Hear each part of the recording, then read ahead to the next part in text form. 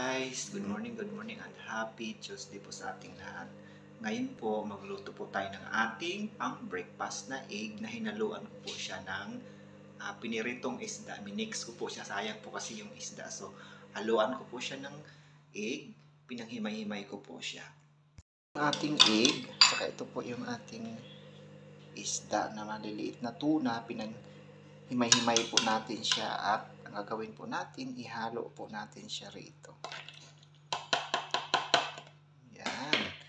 I-mix lang po natin. Yan. Lagyan natin siya ng salt. Yan.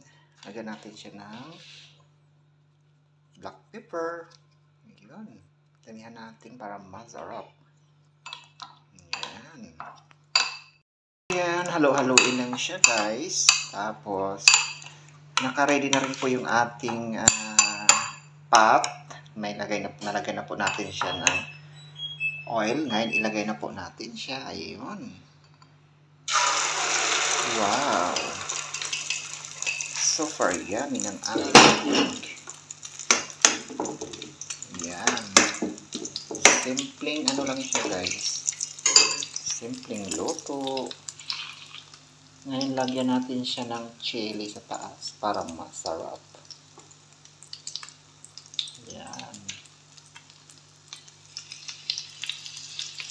Lagyan na ng chili para maanghang.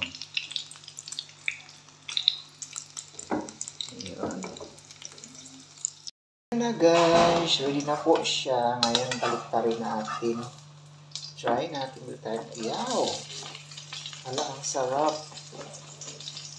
Ang sarap ng aking itlog na may tuna na pinanghimay-himay ko. Ayan, ready na po siya for eating.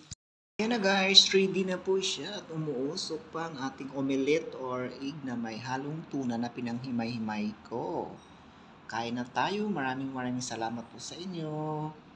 Yummy!